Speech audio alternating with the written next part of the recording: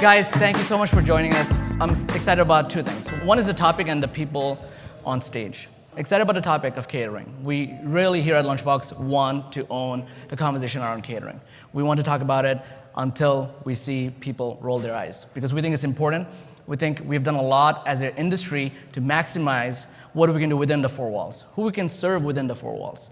I think we've done a lot on off-premise with companies like DoorDash, Grubhub, Uber Eats.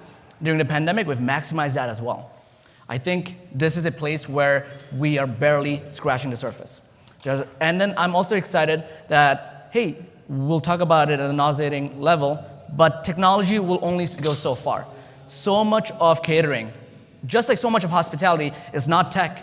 It's what the folks on my left know about how to operationalize it, how to maximize it, the tips and tricks to actually make it successful. So I'm also excited about the people here, because these are not people who are on 30 panels a year, because they're actually busy increasing catering sales, right? We know the folks, we love the folks who are on these panels, but we also wanted to talk to the people who have actually built massive businesses and are actually in the weed, right? We have folks here who have done decades at P.F. Chang, to Planet Hollywood, to a 4,000 unit brand that sells the best coffee I have had, mostly around New York, right? So we have so much awesome experience here. I think this is a group of people you want to hear from. So that's why we're excited, and we hope you all can learn. We're going to go deep. We're not going to give you highlights and headlines and press stuff that sounds great. We're going to give you details. It'll be boring, but exciting, and hopefully we all can learn. So with that, I would love for us to introduce our panel with you, starting with you, Trish.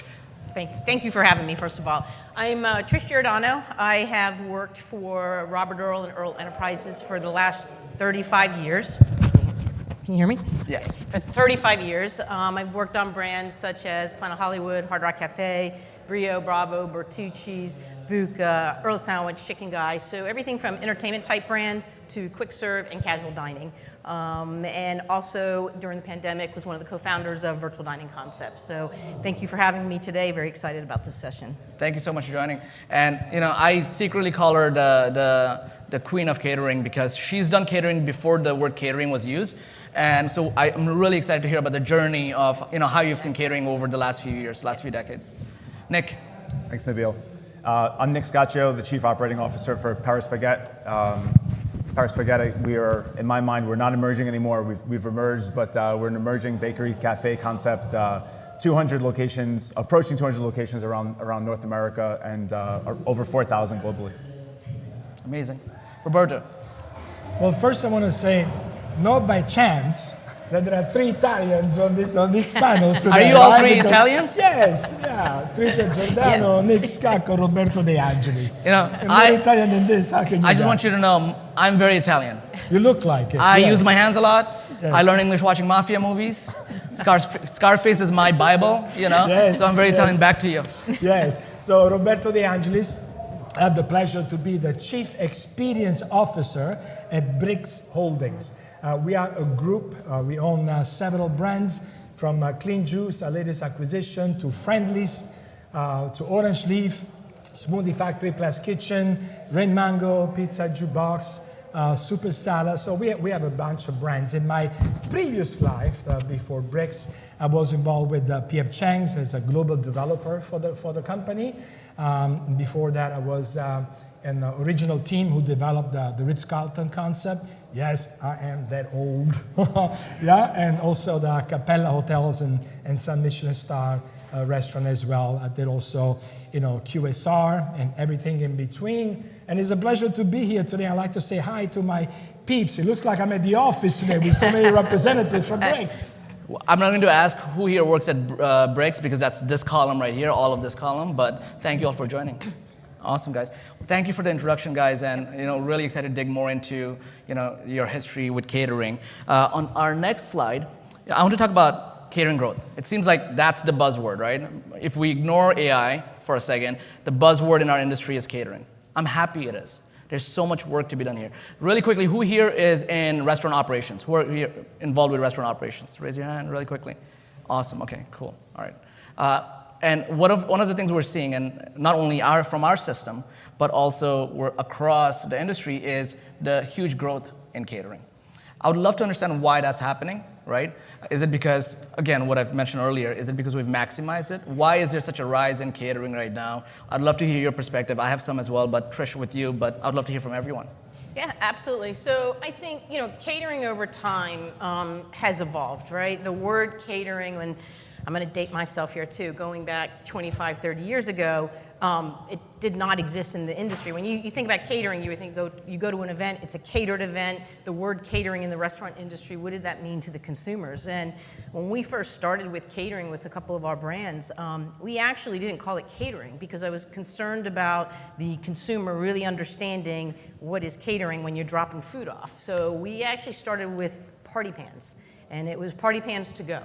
And that over time, as obviously search became more prevalent in the industry, no one was searching for party pans. So we had to pivot and start to call it catering. But by that time, like 10 years ago, catering really started to come into play because of a lot of the sandwich shops out there, whether it was Panera's or Jason's Delis or some of the other concepts, and obviously you guys now, right? But over time, it's become a household name, and not in both with the social catering as well as with corporate catering. But the growth in this area is enormous. We're just scratching the surface.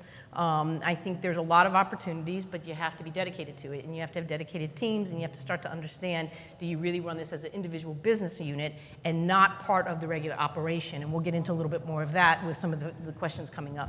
Awesome. Nick, you just invested in catering first time this year, right? Like you guys are doing first party catering directly? Yeah, okay. A pretty significant investment for this year. Thinking about what the entirety of our catering program looks like, and does each system talk to each other, and what are the various touch points? And for us, it's extremely important that we have an inclusive network of catering systems that build an entire program. Because if you have one program and one user that don't connect and don't integrate and don't talk to each other, then you have a very fragmented and broken system. And then by the time that gets to the local operators, it becomes very confusing and very difficult. So we took a very unique and specific approach to make sure all of our systems are integrated, from phone to platform and catering platform to CRM, to ensure that we have one closed loop system, so we better understand our guests, but also make it extremely easy for our operators and our catering directors to be able to have an efficient network to enhance sales, but also enhance guest experience for specific to the catering side. Yeah, Roberto, you guys are actually not only acquiring a new company every week, it seems, but also you are reinvesting in a new app, new website, new catering, new order acquisition, new everything, a full suite. Where does catering fall in that? Is it somewhere in the middle, somewhere in top, or somewhere in the bottom? Let's take it live and we'll invest in it next year. Where do you stand? Well, first of all, I like how Trish answered the questions about what is catering, right? And I think a lot of people in this room are the culprit of why catering is growing so much, because you open a business and then you have to say, okay, where are we going to put the catering category? And then finance says, okay, but what is catering? How much money then is considered to be a catering? Then IT people say, well, we need a button for catering. So at what point you push the button? What is the classification? So I think IT folks has been very instrumental in this explosion of catering by helping us classify what is catering, and at what point you push the catering button. Is there an amount, number of orders? And then on the financial side, we're also working very diligently to understand, okay, catering has to be its own call, its own call out on the financial statement, because it carries very different costs in packaging, cost of goods and everything else. And once we did that, it's really helping us to understand what is the opportunity in catering, because before was 10 orders considered a catering, or it has to be to 20. So now with the help of our IT folks, we truly understand what that threshold is. So now we understand the size of the opportunity, and that's why we invested so heavily on the catering side, beginning with friendlies especially. Amazing. And I think there's a lot of misconception on catering in terms of what is catering. It is not just a large order, Trish, right? It is so much more than that. I feel like one of the only ways you can bring employees back to work now is by offering food. Right. So boardrooms are filled with catering, weddings are filled with catering. There's so many activations that are catering. It is not just send me a large order 2 hours from now. It is so much more happening on the back end. How have you seen that evolve over the years, Trish? Yeah, well, I think COVID changed that quite a bit. So, early stages where, yes, it was large pans delivered to boardrooms or large pans delivered to venues or hotels or wherever it may be. And then the individual meals came in. And that was considered catering. I need 50 box lunches delivered at this time to the corporate boardroom. Or we have our employees in on Wednesday and we're going to give them a choice, but there's 100 employees. Well, that falls under the catering category. Going back to what is considered catering or not, every company does it a little bit different. We started catering with it's half pan, full pan.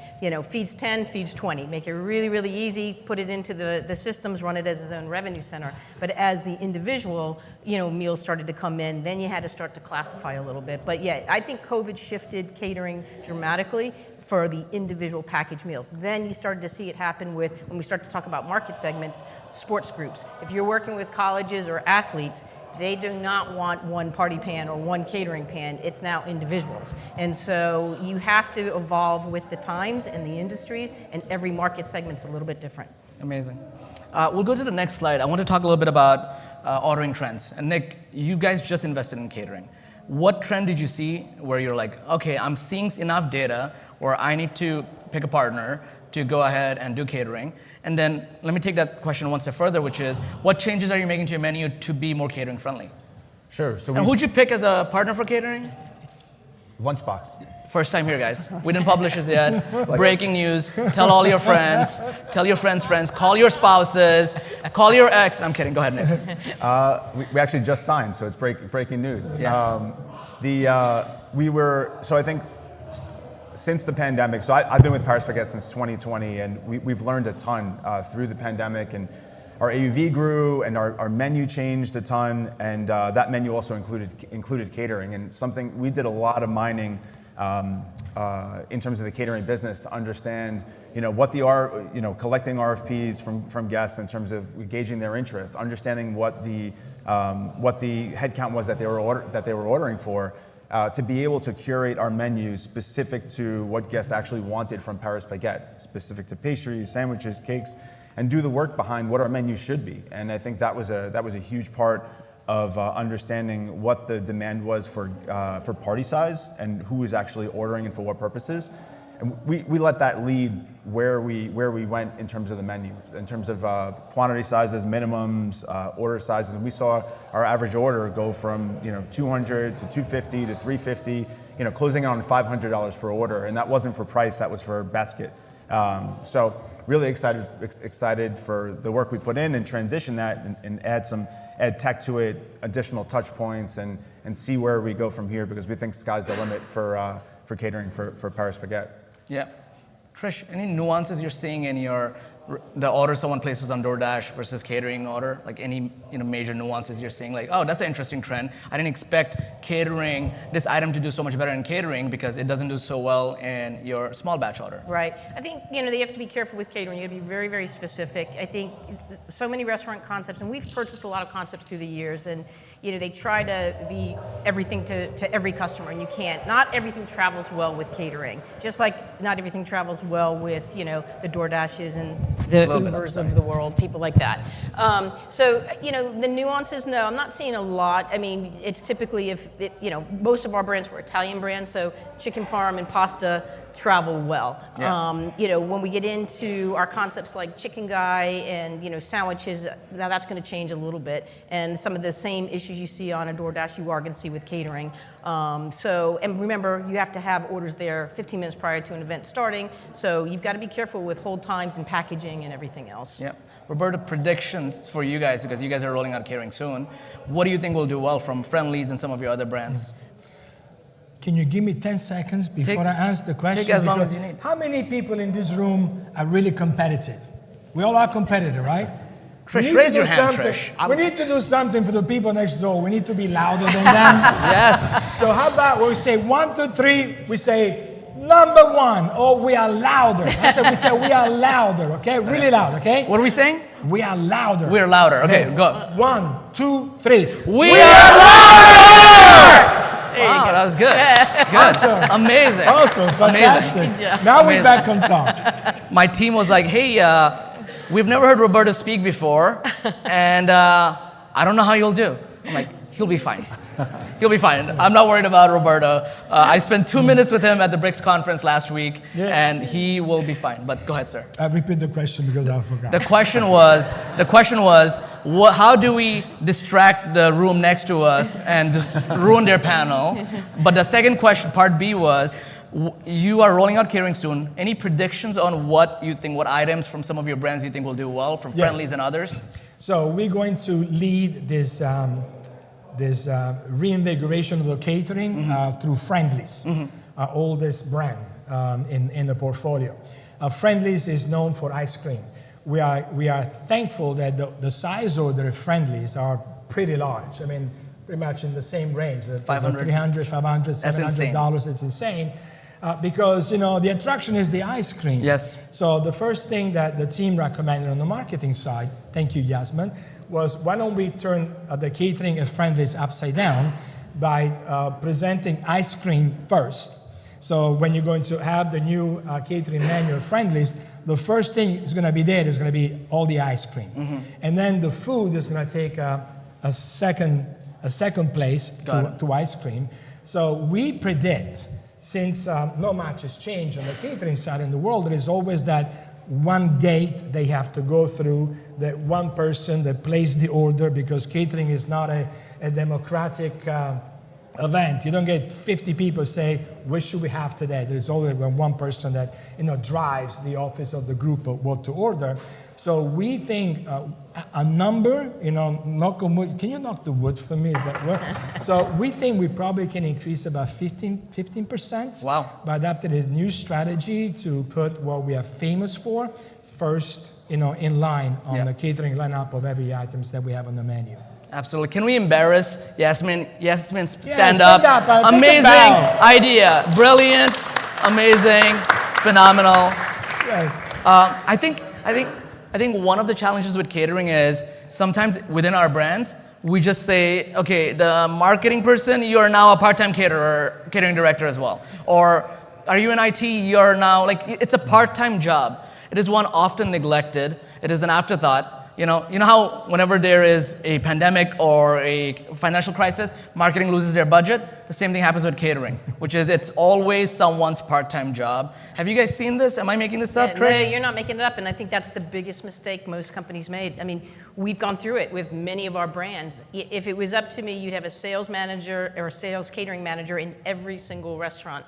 If a salesperson cannot find $500 to $1,000 every single day from the local businesses, the local churches, the local schools, the funeral parlors. I mean, you can go through the laundry list, the sports facility, whatever it may be. There is so much opportunity. But the biggest mistake I see with every brand, even as we've acquired them, is, well, so-and-so is going to do it for 10 hours a week.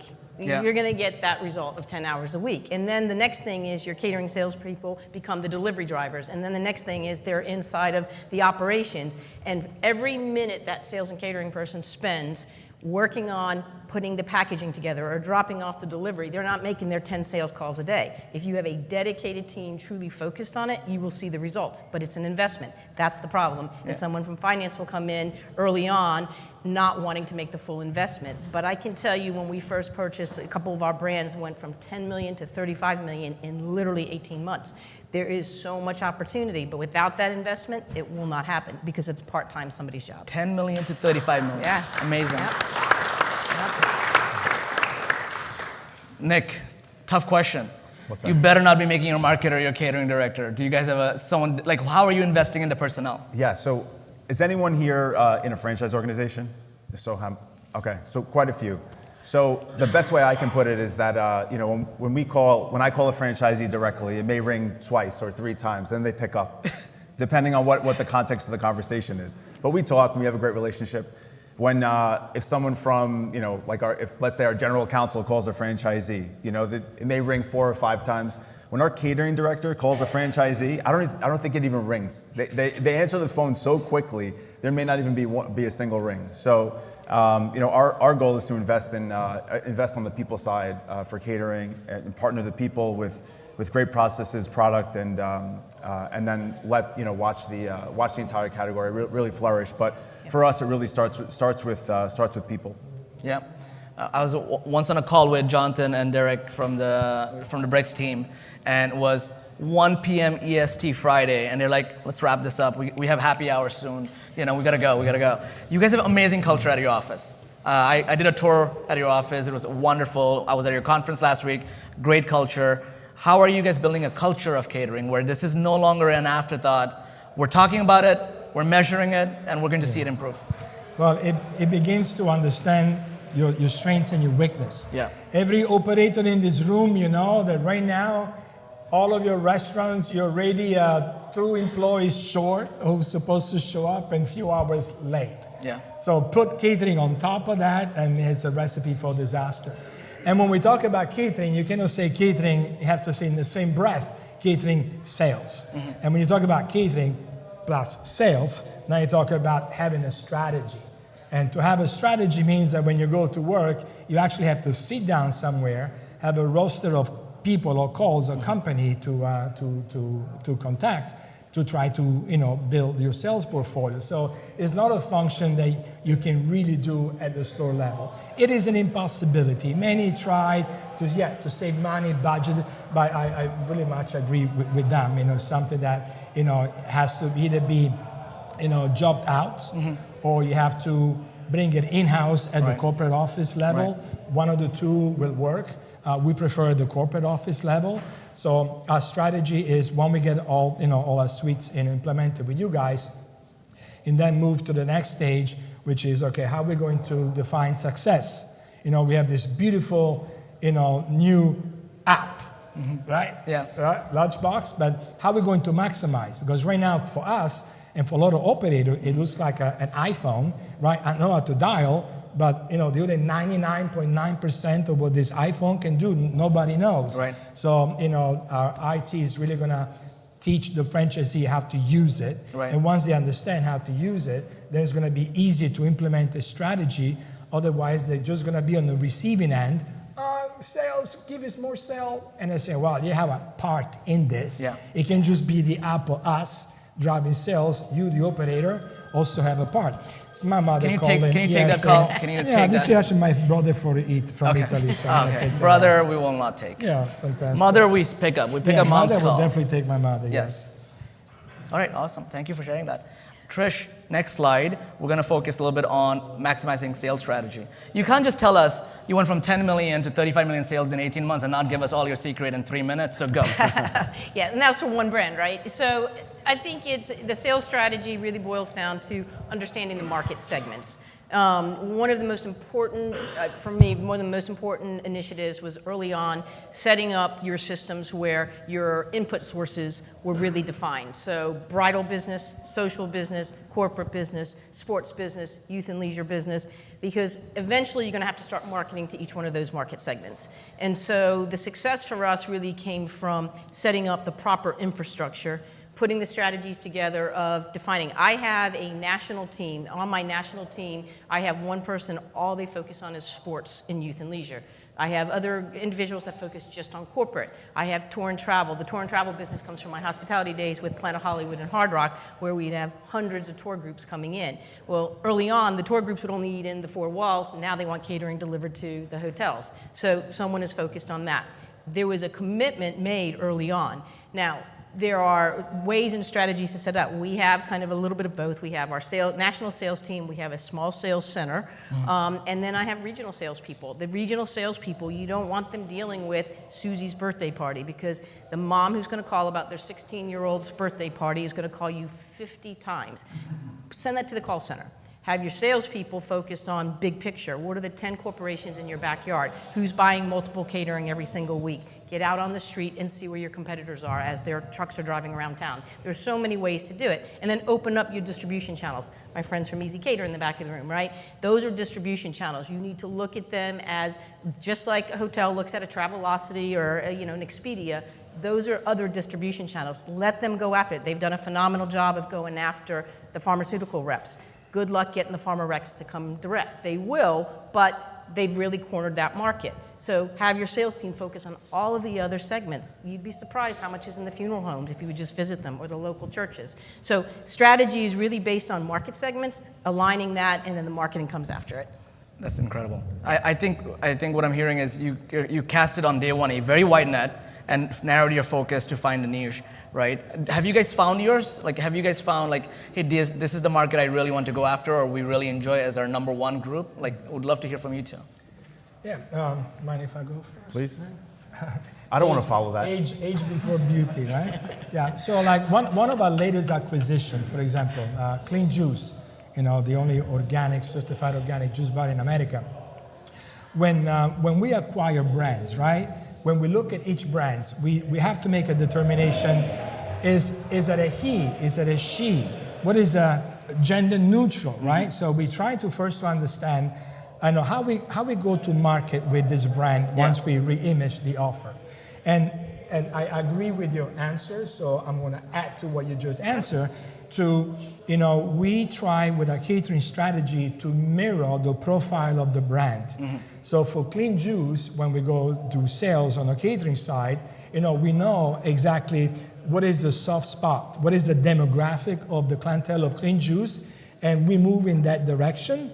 We're not going to go in other places where we know, being a very feminine brand, we're not going to be as, we're not going to resonate, with different group.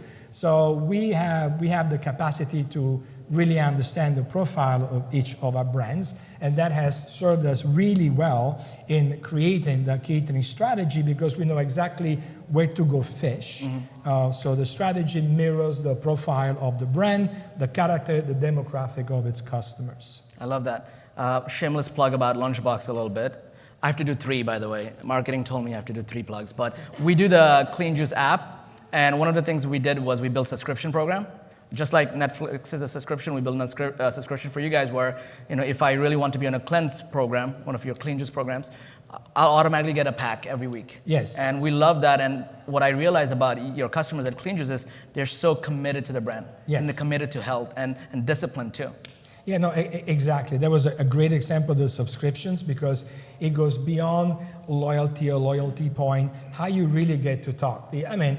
Shameless plug, but I can plug you, right? You can do it. We practice offline. Yeah, so the reason why we switched to Lunchbox, Lunchbox has the ability, first of all, he was an operator guy, so Nabeel comes from operation, we come from operation. And I love the fact that your app was designed with operation in mind first. It wasn't a tech group that created this thing in a vacuum and then is forcing down operation. So when you presented it to us, we say, oh my God, it really makes sense. Yeah. So that's why, we see him as a seamless, integration to everything we do. So your belief is our belief, and it's not just an app. We are it's a real partnership. Yeah. You do your part, we do our part.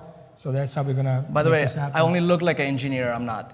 I'm an operator, guys. No, I know you're an operator. Yes, yeah, you're 15 years or more. Yes. Thank you so much, Nick. Would love to hear. Did you guys find your niche, or if not, how are you looking for them? Yeah, so it's a great question. I think it's a unique question to every brand, and Trish covered so much, and it was really very well said. And I think just to kind of talk about it specific to various brands, I think every brand has their own niche in terms of where they focus.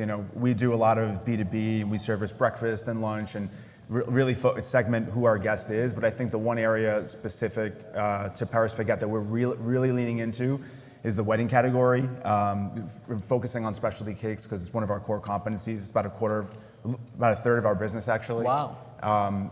Cake as a category, and we think that if that is the case, then why not use a third of our business and apply that to special occasions if our guests appreciate that component. And I think every business has their focus and their hero products, and leaning into those hero products and how they apply to consumers is an incredible way to go. Yeah. Like the way Trish led off. Absolutely. Thank you guys for sharing that. We're going to go to next slide, and we're going to skip it because our panelists are so good. We're going to go to that side. Yes, perfect. All right, we'll talk about loyalty and catering. Because when I'm ordering from, let's say, Paris, right, from the new Paris app, I'm getting loyalty points, and I'm excited to keep coming back, especially because I love Paris Baguette coffee. You guys told me that, like, coffee is like second in your, like second most important thing to you guys, right? Or third? Is that true? Am I? We have a lot of important things. More than coffee. Either way, I love their coffee. I love their iced coffee with oat milk, and I have incentive to get that. We also are trying to explore what are the incentives to, come back and be a catering order, right? I'm getting points directly, so I have incentive to come back. Who are we incentivizing, Trish, when someone is placing a loyalty order? Is it the office manager? Who is it? Well, I think you have to, that's something you got to be really careful with, because the office manager could be there today and gone in 6 months. And so you're going to penalize the company. So when you put the strategy together for a loyalty program, are you going to set up a B2B program that is really rewarding the organization? And then some type of spiff or whatever you want to put in place for the person who's placing the order. I think that it should be incentive-based for if I have XYZ company that's going to order from me every week, or XYZ car dealership that places 2 orders a week, just because the rep leaves, why should they get all the rewards? And so I think you got to be careful with it. There's a lot of different philosophies out there, but I think it has to be set up at the corporate level. Okay. And then anyone who is booking local social catering, and they're in the loyalty program, they're going to get the points for being in that anyway. Yeah. But I think you should have a B2B program set up, because when you start to market, you're going to definitely have those databases separated as well. Yeah, I mean, listen, the worst kind of loyalty program, and we are guilty of offering this as well, but I think our clients shouldn't accept it, which is just 10% cash back. Here's 10% cash back for life. That's just a discount for life, right? Yep. Or do we need to add more discount with the current inflation rate? I don't think we do. So we really, and catering tickets, as you're telling, $500 average, 500, and I don't know what your averages are. We're over 5. So 500, yeah. it's over 500. Yep. These are, by the way, these are really high ticket averages, even among catering. Like I think the Easy Cater report last was like 300 countrywide. Yep. So you guys have like some really high check averages. How do we get catering loyalty right? Who are we giving loyalty to? Are we doing nothing? Are we doing, like, Nick and Roberto would love to hear from you as well. Yeah, thank you. The only reason they're being polite is because they're all Italians. Imagine an Italian and someone else was sitting next to them, they would not be so nice.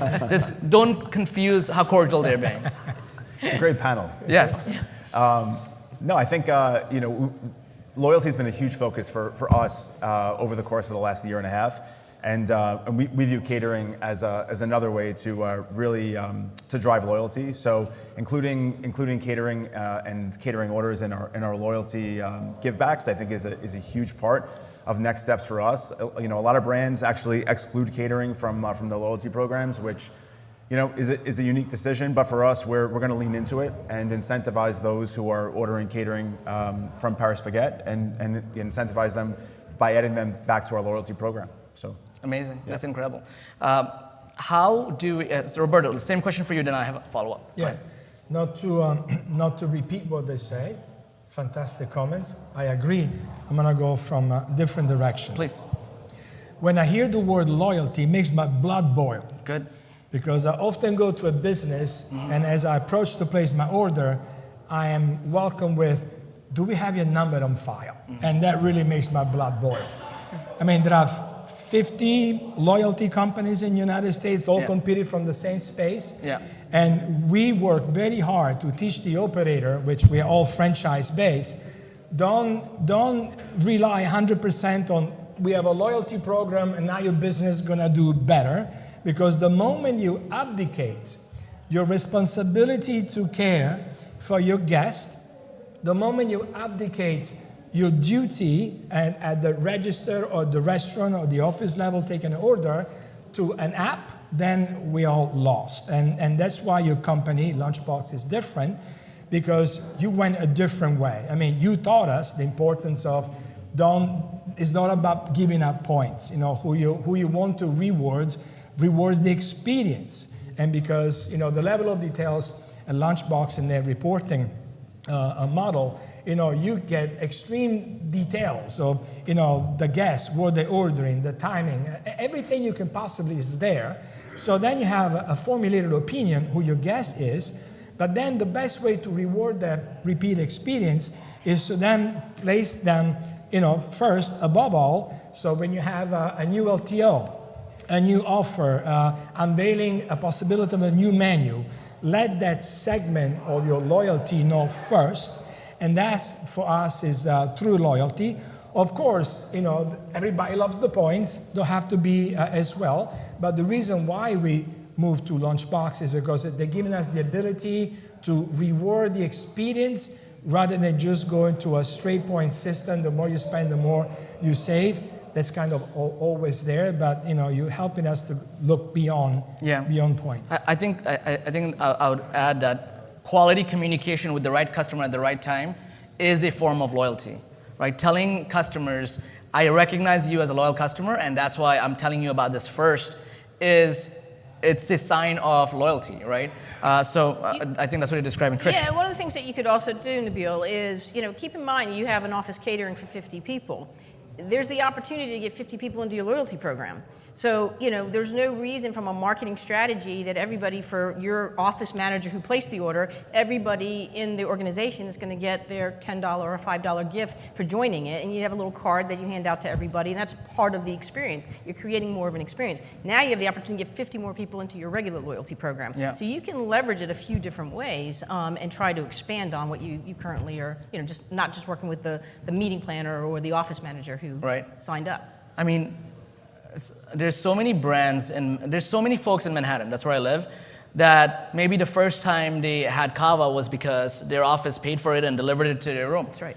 That was their first maybe introduction to kava. That was maybe their first introduction to Sweetgreen, right? And what you're describing is, hey, our storefront is far away from you. We have a little packaging. We'll put it in your office as this mini storefront to continue to promote our product and build loyalty. Like that's what you're describing. That's exactly it. And Nick, how are we approaching, what are we doing something like that for, as we're rolling out? Are we changing packaging at all? Are we keeping it the same? So packaging will evolve, it's ever evolving. When Trish was speaking earlier about delivery during the pandemic, the first thing I thought of was, guests wanted everything individually packaged. And if you've ever eaten a freshly baked butter croissant, it doesn't taste the same if it's packaged in a plastic bag uniquely for 4 hours, 6 hours. And so packaging is super important to us to ensure that the quality of the product is at its highest level when it's being delivered. So it's always evolving. I think one of the core points for us is just kind of leaning into the cake piece again. We're rapidly evolving our packaging for a specialty cake. So just imagine delivering a wedding cake, how important that cake is to a guest. $1,000, $1,500, 3, 4, 5 tier cake. It has to be perfect. And with our expected growth in the entirety of the category, reinforcing the importance of the packaging for our products is super important. So to answer your question, it's always evolving for us as the category grows. Yeah. Roberto, you built so much hospitality at some of the greatest organizations around the country, including Ritz-Carlton, known for incredible hospitality. How can the in-store staff or these beautiful Friendly's location that has so much nostalgia, so much history, become a beacon of promoting catering and promoting catering loyalty? Yeah. Well, the good news is that with Lunchbox, there's another opportunity that was presented to us by your solutions, because you solved for a lot of problems that we had in the past. You decide to do catering, and then the first thing is, do we need catering? Will people order from us, right? So stage one or step one, you have to figure out a way how you're gonna get discovered. So whichever solution you have now, you turn it on and see if people even find you, right? Mm-hmm. And then you might be surprised. Ooh, they found us. We don't know how, but we got a catering order, right? So we lived in that world before.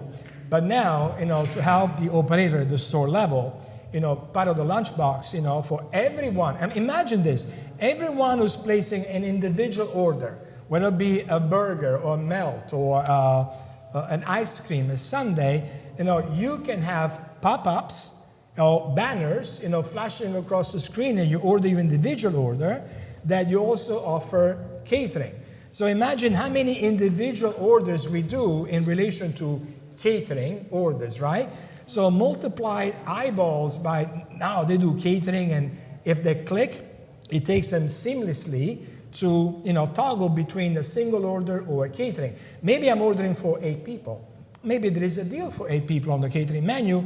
You would not have known in the past, but now with the Lunchbox, you have ability to change and toggle between individual and catering orders. So that is the biggest help that we are providing the single operators that now we are marketing this to the end, to the end. Amazing, amazing, exciting. And you guys have to open some friendlies in New York soon. Yes, Manhattan is... It's not nice. No, we need a lot of little kids.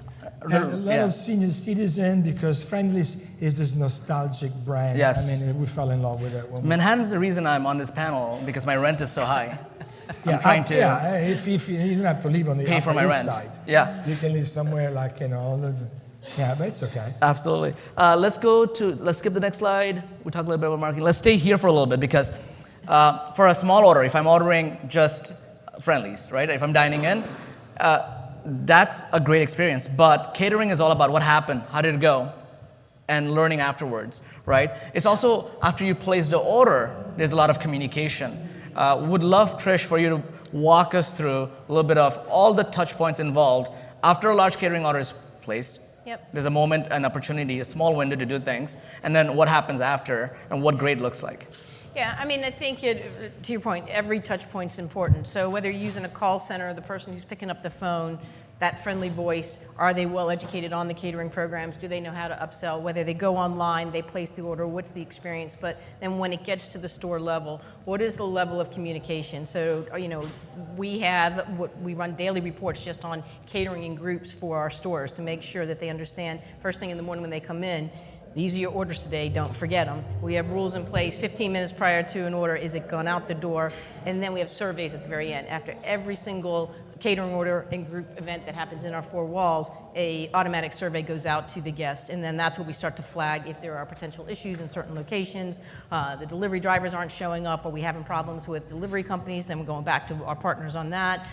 So all the touch points are important, but that is an operations person that is once again a portion of their job. You can't just rely on the restaurants. You have to have those checks and balances at corporate, because if not, you're not ruining an experience for one person, you're ruining it for 50 or 60 when that catering order is 30 minutes late. Yeah. So there's a lot of different touch points, but it's about processes and systems through every single part of a catering order. Yeah. Roberto, you have 15 brands now, or 20, I can't keep count, and I'd rather not. It's a moving target, just like Roberto. Mm-hmm. And how are you, what is first of all, there's so many brands, how are you getting the feedback? And what is one change you made based on the feedback you received you're very proud of? Yeah, so the one change we are making, and again, we're going to start it on the clean juice side. We're actually going to untech, is that even a word? We're going to untech, the way we look for feedback. Mm-hmm. So with every catering order, catering specific, or call an order of a certain size, mm-hmm. The store owner will have a really cool card, brand specific, with a handwritten note, mm-hmm. to thank about the experience. And that card also is going to be, the QR code, the text side. So if you want to tell us more, and then you can, connect, to the digital world to tell us more about it. So we're actually not going to lead, or we're not going to push the feedback on the text side. We're going to have a soft entry with a personal touch, mm-hmm. but the personal touch also has a window for you to open up and tell us a lot more. Amazing. We do have a really good company that we signed up as recent that has incredible reporting. Is it Ovation? It's Ovation. Ovation, yes. great it's Ovation. company. Yeah. And Ovation, I'm telling you, the stats that we get from Ovation, we put them to good use. We created these ranking reports by brands using 6 KPIs from Ovation. Yeah. And the percentages of EBITDA increase or sales increase is astonishing, but also is a carrot, top performance, they get a lot of prizes, hedge fund money, things like that. Love it. So I hope that answers the question. That does. Nick, you have 200-ish locations in the US? Am I making this up? Yep. Soon? Okay, soon. When you see someone great, like a big name order, like maybe, I don't know, Goldman Sachs ordered or someone ordered, mm-hmm. how are you talking to them afterwards? Is there a way for you to, continue that conversation? So it's like a peek into the future, I think, for us, is, one of the areas that we saw a tremendous opportunity for improvement is those touches and understanding who our guests are. And that's what we're really excited for for the next year and years to come, especially with this new partnership. Getting a really well-rounded view of who our guest is, who's ordering, who we should focus on, is of primary importance. And previously, or looking ahead, I should say, I think we're really going to be in a comfortable place to leverage technology to better understand who that is and use technology to best equip our teams who are interacting with guests on a daily basis, but really be intentional about who they're interacting with. And once they do that, I think that's another layer for us to continue to drive the category. Incredible. Thank you, Nick. Do we have time for 2 questions from the audience? We do? Okay, guys, we will do 2 questions from the audience, and we will come right back to you guys after that, yeah? All right, we'll do 2 questions. You work with him, maybe I do her and I come back to you. Yes. Hi, Jessica. Interested in how you're thinking about using automation or robotics to increase your catering sales or optimize their sales. Yeah, I mean, for us, it was starting with the phone systems, that from an automation on that. Can you send a link to a client in advance and try to get them to, place, an order? Same with the phone systems, rerouting the calls to, a call center when somebody, is saying interested in catering or groups and it goes into it. The automation within the kitchen and things like that, we have not even scratched the surface of even looking at that yet. Catering is one of those that you've got to have a lot of hands-on. I think it's the front end you could start to automate a little bit, and that's what we've been doing, with testing out some different programs. Any robotics, guys? Yes, I mean, I think there is one other company that I know that is about to explode. It's called Appletronics. I think I spelled it right, Appletronics. So you might want to write it down, Appletronics. And I think they're going to become at the forefront of this revolution of robotics. It's very different. I'm not going to go into details, but I believe because the size of orders that these machines can do. I mean, some of them can do 200, 300, 400 orders a day, so it doesn't matter. I mean, it could be for airports of hospitals or university. So I think it's a very important component. I love the questions. By the way, more people should talk about robotics as we get pressure on labor costs and everything else in between, and the government. Yes. Absolutely. With that, I'm not, because we're out of time, we'll not take any questions. Hey, Sharif, how you doing? But I just want to go ahead and thank our incredible panelists, Trish and Nick and Roberto. It was a coincidence they're all Italian, but it was not a coincidence that these are some of the deepest knowledge in catering. And they're doing catering at scale. They're doing catering at Ritz, at P.F. Chang, in the 1,800 brands you guys have, and the Mr. Beast of the world, and you guys at Paris. So I'm just really thankful for our incredible panelists. Catering is not a part-time job. Catering is not a part-time focus. Catering is the biggest opportunity within our 4 walls, and more importantly, outside our 4 walls. So there's so much revenue there, and I'm so excited for you guys to use some of the knowledge here and continue to go empower your team. Tell your CEO for more resources. Tell them that this is the way it's done. We too can take our revenue from 10 million to 35 million. So with that, round of applause, really incredibly loud for our incredible panelists. Thank you guys. Thank you so much. Thank you. Thank you.